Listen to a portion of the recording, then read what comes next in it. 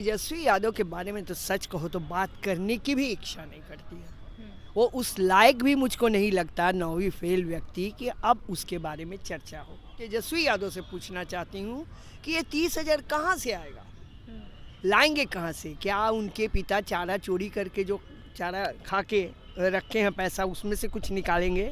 माई बहन, क्या माई बहन योजना क्या करेंगे? 10,000 का गिमिक्स के लिए 10,000 का ये जेडीयू वाले 10,000 से क्या हो जाएगा? जो थोड़ी समझदार महिला नहीं है, समझदार का मतलब है कि जो जिसने दुनिया नहीं देखा है वो क्षण भर के लिए भुलावे में आ जा सकती है। नमस्कार, द पब्लिक पॉइंट्स देख रहे हैं आप। मैं संजना आपके साथ। देखिए, बिहार विधानसभा चुनाव को महज एक दिन बचा है और ऐसे में तेजस्वी यादव ने एक बड़ा दावा किया है कि माई बहिन मान योजना के तहत हर महिला के खाते में 14 जनवरी को 30,000 रुपये देने का काम करेंगे। हमारे साथ महिला है, हमारे साथ जनसुराज से इंदु मैम है, उनसे बात करेंगे तेजस्वी यादव के इन तमाम वादों को कैसे देखती हैं। इसके अलावा कई वादे कर चुके हैं महिलाओं को लेकर, लेकिन हर बार घूम फिर के सवाल यही उठता है कि कैसे करेंगे।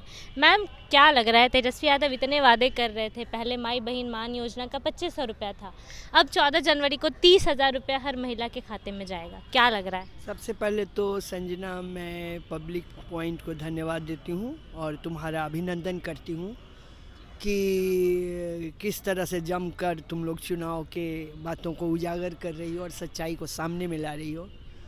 तो तेजस्वी यादव के बारे में तो सच कहो तो बात करने की भी इच्छा नहीं करती है। वो उस लायक भी मुझको नहीं लगता 9वीं फेल व्यक्ति कि अब उसके बारे में चर्चा हो, क्योंकि विकल्प जब खड़ा है तो फिर क्यों पब्लिक सोचेगी? और 30,000 रुपये वो शायद जनवरी के बाद से बोले हैं, 14 जनवरी के बाद से। तो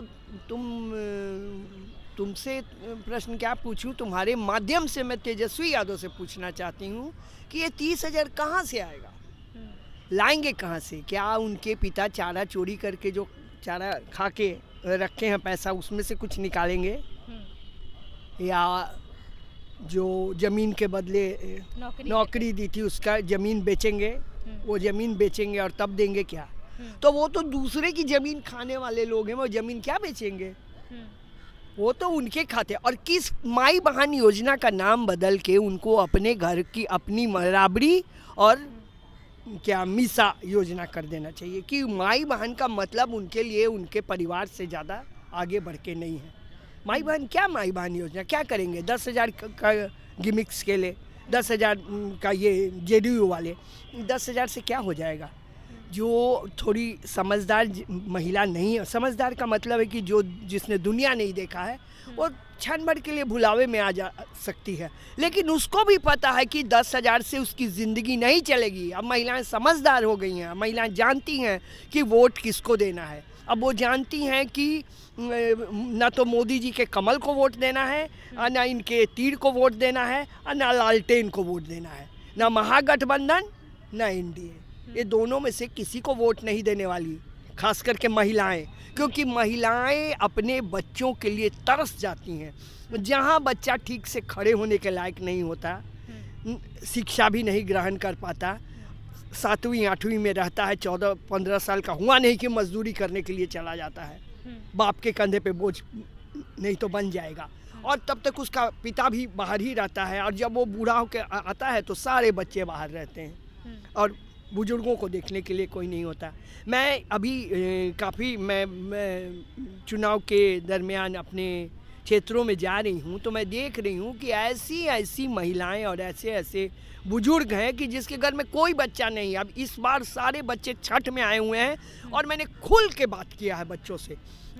मेरे पास कुछ रिकॉर्डिंग भी है, अगर वक्त होता तो मैं तुमको शेयर करूँगी कि बच्चे साफ साफ कह रहे हैं कि अब वो बिना वोट दिए नहीं जाने वाले। कुछ बच्चे जो किसी तरह से नहीं आ पाए थे छठ में, वो छठ के बाद भी आ रहे हैं। बड़े आश्चर्य की बात है, क्योंकि मैं फील्ड में घूम के गांव की बात बताना चाह रही हूँ कि जो बच्चे नहीं आ पाए वो छठ के बाद किसी तरह से आ रहे हैं। मैंने कहा, अब क्यों आए हो बेटा? क्योंकि छठ तो बीत गया, हम बिहारी छठ में ज़्यादातर आते हैं, तो हम इस बार वोट करने आए हैं बदलाव के लिए, हम जनसुराज को वोट देने के लिए आए हुए हैं। तेजस्वी की अगर बात करें तो तेजस्वी के सिर्फ एक 30,000 के वादे के अलावा उन्होंने हर घर नौकरी देने की भी बात की है, हर घर में सरकारी नौकरी देंगे।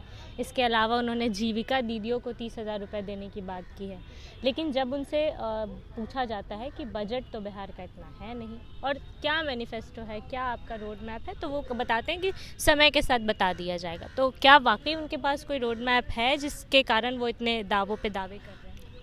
उनको टाइम लगेगा क्योंकि उनकी इतनी बुद्धि नहीं है, उनके पास कोई प्लानिंग नहीं है, कोई रोड मैप नहीं है, उनको पता ही नहीं। देखिए वादे ये फालतू के वादे तो इनके पिता भी करते थे, ये भी करते हैं सब। बिहार के जो आज युवा हैं, जब बच्चे थे तो उनको चरवाहा विद्यालय में पढ़ा के उन्होंने बर्बाद कर दिया। उन लोगों के लिए शिक्षा का कोई मतलब नहीं है। घर ही पूरा अशिक्षित और मूर्ख लोगों से भरा पड़ा है, चाहे वो लालू यादव हो, चाहे राबड़ी देवी हो और मीसा भारती। और ये लोग पढ़ाई करके, उनकी छोटी बहन जो थी, क्या नाम है मुझको ध्यान नहीं आ रहा, मीसा भारती की, रोहिणी आचार्य, उन्होंने तो मेडिकल कर लिया। और मुझको लगता है कि आज तक गले में आला लगा के एक पेशेंट को देखने का भी कष्ट नहीं, क्योंकि फर्जी डिग्री है। मुख्यमंत्री के बल पे उन्होंने एक जंगल राज में बेटी को डॉक्टर बना दिया।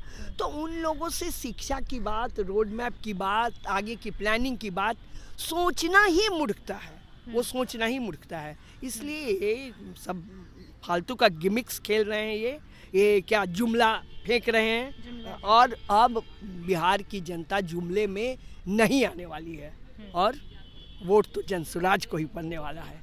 ये आप भी अगर फील्ड में जाएं तो साफ दिखाई दे रहा है। कल भी दरभंगा में हम लोगों का रोड शो था, कमाल की जनता थी। वो बिल्कुल तय करके बैठी है कि अगर लगेगा गुजरात में फैक्ट्री तो बिहार की जनता कमल को नहीं देने वाली, और अगर यहाँ कुछ नहीं होता है तो अब इनके हाथ से कुर्सी निकलने वाली है। नीतीश जी तो किसी काम के रहे ही नहीं, तो ना नीतीश चाहिए, ना कमल का कोई और चाहिए, और ना लालटेन का तेल जलना है यहाँ की जनता को।